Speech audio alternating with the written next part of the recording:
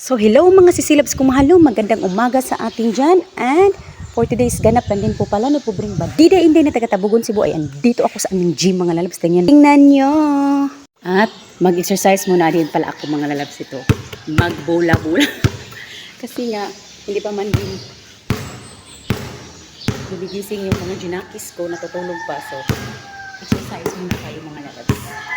Na-miss ko na din kasi yung papawis-pawis. At maglaro ka din ng basketball mga lalabs ay marami ka ding mga benepisyo na makukuha nito. At ito'y tumutulong sa pagdidilap ng cardiovascular endurance, matibay na buto.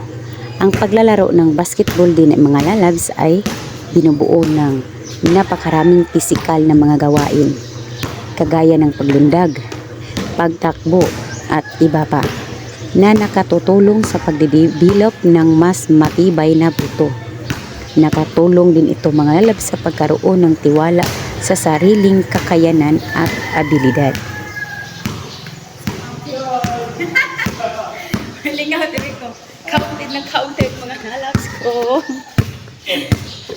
Patay lingaw na ito. Kasingat siya.